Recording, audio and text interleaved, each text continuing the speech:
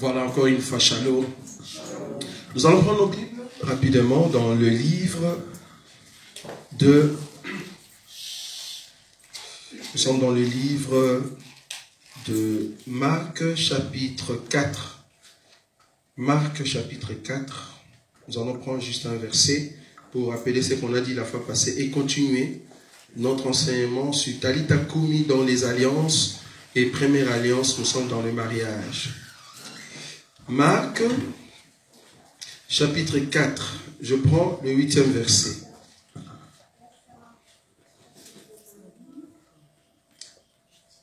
Non, je prends plutôt Marc chapitre 4, verset 4. Ou qu'on commence à partir du verset 3. Écoutez, un semeur sortit pour s'aimer. Comme il s'aimait, une partie de la sémence tomba le long du chemin. Les oiseaux vinrent et la mangèrent. Je saute, je prends le verset 15. Je prends le verset 15, voire même 14. Les semeurs sèment la parole. Les uns sont les longs du chemin où la parole est sémée. Quand ils l'ont entendu, aussitôt Satan vient et enlève la parole qui a été sémée en eux. Amen. Nous sommes en train d'expliquer le mariage. Nous avons dit que dans le mariage, ou Talitha Kumi dans le mariage, ou dans les alliances du mariage, veut dire ressusciter le mariage pour que ceux qui sont dans le mariage puissent se comporter dignes selon l'enseignement. Et ceux qui se préparent au mariage, qui reçoivent de la part du Seigneur l'enseignement avant d'entrer dans le mariage. C'est ça Talitha Kumi dans les alliances du mariage. Nous avons dit la fois passée qu'il y a 4 terres avant l'enlèvement. 4 terres n'est rien d'autre que le païen, la Vierge sage, la Vierge folle et Israël qui sera scellé, c'est-à-dire les 144 000. C'est ça le 4 terres de Marc chapitre 4. Donc si vous voulez voir cette écriture, vous allez le voir. Donc les 4 terres avant l'enlèvement, c'est au fait les païens, c'est au fait la Vierge sage, la Vierge folle et les 144 000. C'est ça l'histoire de Marc chapitre 4. Mais vous allez remarquer, comme on l'a dit la fois passée, qu'après l'enlèvement, la Bible ne parle plus des 4 terres, mais la Bible parle des 3 terres. C'est là-bas qu'on utilise le mot un tiers. Un tiers des terres, un tiers des terres, un tiers d'herbe.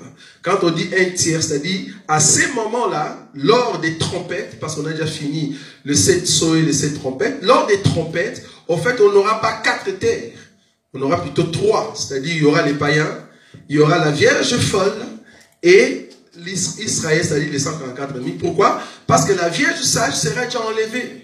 Il va déjà partir. Donc, nous restons avec 3 terres. C'est pour cela que l'Apocalypse utilise les termes un tiers 2, un tiers 2. Ça va? Nous sommes pas là-bas. Aujourd'hui, nous voulions juste continuer ce qu'on a dit le dimanche. Nous avons dit que les païens, dans leur mariage, nous ne pouvons pas aller là-bas parce que ce n'est pas notre maison. Ce n'est pas notre territoire. Nous, enfants de Dieu, nous ne saurons pas, n'est-ce pas, enseigner le païen. Pourquoi? Parce que c'est un peuple qui écoute la parole, mais que la parole ne prend pas racine. Donc, Satan est toujours là, en fait, d'enlever cette parole qui a été sémée dans leur cœur. Donc, ils sont fils du diable, c'est ce que nous avons dit, ou soit la nourriture du serpent. Nous avons dit la nourriture du serpent, pourquoi? Par rapport à Genèse, la Bible dit, c'est Dieu qui dit au serpent, à partir d'aujourd'hui, ta nourriture sera quoi? La poussière. Tu vas commencer à manger la poussière. Et nous avons démontré dans la Bible que la poussière que Dieu parlait n'était rien d'autre que l'homme. Pourquoi? Parce qu'il a dit à l'homme que la terre sera maudite jusqu'à ce que tu retournes dans la poussière d'où tu as été tiré, parce que tu es poussière et tu retourneras dans la poussière. Ah, si Adam retourne dans la poussière, alors que la poussière, c'est la nourriture du serpent, donc la nourriture du serpent n'est rien d'autre que l'homme. C'est ce que nous avons dit. Donc tout homme qui n'est que poussière, Satan va se jouer de toi. Parce que Satan a dit à Jésus, Luc, je crois, chapitre 4, le verset 5, il a dit, je te donnerai tout ce royaume, tout ce pouvoir, parce que cela m'a été donné. Le pouvoir des hommes a été donné à Satan. C'est l'homme qui possédait ce pouvoir parce que Dieu lui avait donné, mais malheureusement, l'homme a péché, alors ce pouvoir lui a été ôté. Et Dieu a accordé cela au serpent. Les serpents a eu maintenant l'autorité sur l'homme. C'est comme ça que le diable est en train de manipuler toute personne qui n'est que poussière. Et cependant, dans le livre de Lévitique, je crois chapitre 17, c'est là-bas où on nous explique que quand tu tues un animal, tu dois mélanger le sang de cet animal avec la poussière. Or, l'animal, notre animal qui a été tué, n'est rien d'autre que l'agneau de Dieu qui ôte les péchés du monde. Il a versé son sang pour que ceux qui sont poussières puissent bénéficier, n'est-ce pas, de mélange entre poussière et le sang. Or, les serpents ne mangent que la poussière. Mais si tu es mélangé poussière plus le sang, tu n'es plus la nourriture du serpent. Est-ce que vous voyez ça? Donc, si nous avons le sang de Jésus en nous, c'est parce que nous ne sommes plus poussière, mais nous sommes le sang de Jésus qui n'est rien d'autre que l'âme de Jésus. Parce que la Bible dit le sang c'est l'âme de l'animal. Donc l'âme de Jésus c'est la vie de Jésus en nous. C'est l'enseignement. Si nous avons l'enseignement, nous qui étions poussière, Dieu nous a mélangés avec l'enseignement. Nous ne sommes plus poussière seulement, mais nous sommes poussière plus le sang. Alors Satan ne peut plus nous toucher. C'est pour cela que tout enfant de Dieu est protégé non pas par Satan, mais protégé par Dieu.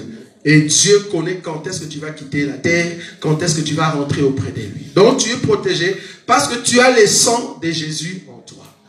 Ce n'est pas un sang que nous invoquons chaque fois que nous prions, mais c'est un sang qui est déjà en nous. Parce que si tu invoques le sang tout le temps, ah maintenant c'est le temps d'invoquer le sang, c'est le temps d'invoquer le Saint-Esprit, nous comprenons qu'il n'était pas là.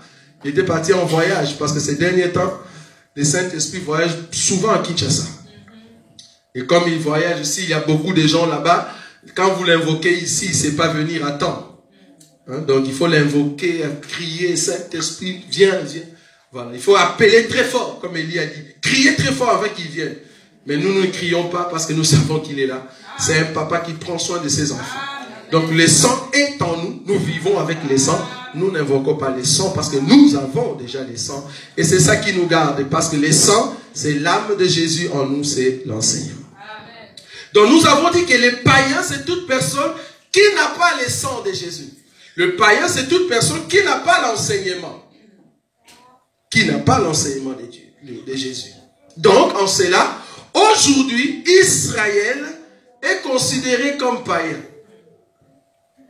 Israël aujourd'hui, les Juifs, sont considérés comme des païens. Pourquoi? Parce qu'ils n'ont pas l'enseignement. Voilà, je vais prendre une écriture. Peut-être vous allez dire, qu'est-ce qu'il est en train de dire? Actes des apôtres, regardez.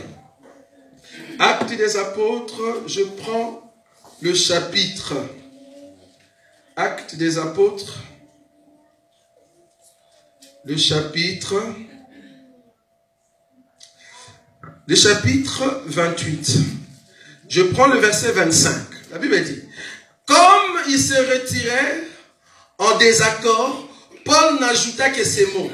C'est avec raison que le Saint-Esprit, parlant à vos pères, par le prophète Ésaïe a dit, va vers ce peuple et dit, vous attendrez de vos oreilles et vous ne comprendrez point. Vous regarderez de vos yeux et vous ne verrez point. Car le cœur de ce peuple est devenu insensible. Ils ont endurci leurs oreilles et ils ont fermé leurs yeux de peur qu'ils ne voient de leurs yeux, qu'ils n'entendent de leurs oreilles, qu'ils ne comprennent de leur cœur, qu'ils ne se convertissent. Est-ce que vous voyez ça?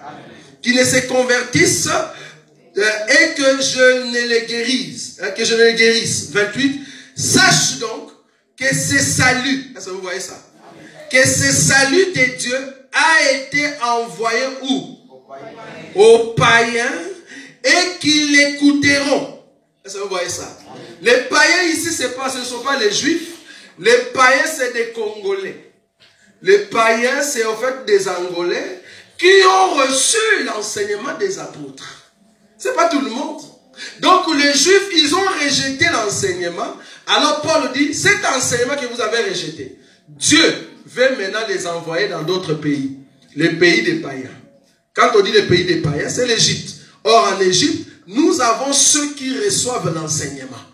Or, ce n'est pas tous les Congolais qui vont recevoir cet enseignement, c'est seulement ceux qui sont venus des dieux et qui sont sortis au Congo. Ce sont eux qui reçoivent la grâce de recevoir cet enseignement. Donc, les Juifs n'ont plus le salut.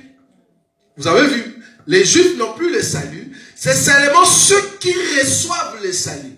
Si vous n'avez pas ce salut, vous ne pouvez pas entrer dans le royaume de Dieu. Donc, aujourd'hui, Israël n'a pas l'enseignement. Il faut que nous puissions d'abord manger les 5000 pains, les 2 poissons qu'on avait multipliés. À la fin de notre restauration ou de notre manger, c'est alors qu'on va prendre le reste et amener à Israël. Mais pour le moment, Israël ne mange pas le pain. Nous sommes en train de manger ce pain. Donc Israël est païen. Tous ceux qui ne confessent pas les saluts, qui ne confessent pas Jésus, ils sont en dehors. Parce que personne ne peut venir au Père si le Fils l'attire. Personne ne peut aller au Fils si le Père aussi l'appelle. Donc pour aller au Père, il faut passer par Jésus. Donc tous ceux qui ne croient pas en Jésus, ce sont des païens. C'est pour cela que nous les disons avec force. Tous les musulmans, s'ils ne reçoivent pas Jésus, ils iront en enfer. S'ils veulent faire un débat, nous sommes là. Le seul chemin pour aller au ciel, ce n'est pas Mahomet. C'est Jésus. Ce n'est pas Mahomet, c'est Jésus. Et nous bénissons Dieu parce que même dans les Corans, on parle de notre Seigneur Jésus. On parle que c'est lui qui amène les saluts, pas Mahomet. Donc les musulmans aujourd'hui, s'ils ne reçoivent pas la personne de Jésus, ils ne vont pas entrer au ciel.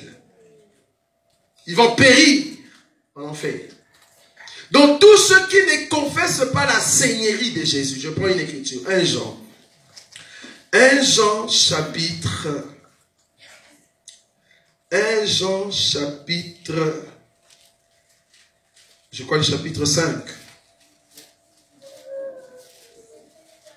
chapitre 5. Regardez ce verset, le verset 20. 1 Jean chapitre 5, le verset 20. Nous savons aussi que le Fils de Dieu est venu et qui nous a donné l'intelligence pour connaître le véritable. Et nous sommes dans le véritable en son Fils Jésus-Christ. C'est lui qui est le Dieu. Mais qui est le Dieu véritable? C'est Jésus qui est le Dieu véritable et la vie éternelle. Est-ce que vous voyez la dernière partie? Peut-être vous allez dire, ah non, peut-être tu n'as pas bien compris. L'Écriture a dit, ah, on va chercher d'autres versions. Mais ici, dans cette version, on dit, c'est Jésus qui est le Dieu véritable et la vie quoi? Regardez maintenant Jean. Jean chapitre 17. Si Jésus est la vie éternelle. Ah, ok. Regardez, Jean chapitre 17. Nous marions les Écritures pour ressortir la personne de Jésus. Jean chapitre 17, le premier verset. Après avoir ainsi parlé, Jésus leva les yeux au ciel et dit, Père, l'heure est venue, glorifie ton Fils, afin que ton Fils te glorifie. C'est là que tu lui as donné pouvoir sur toute chair, afin qu'il accorde quoi? La vie éternelle à tous ceux que tu lui as donné. Or, la vie éternelle, c'est qu'ils te connaissent, toi, le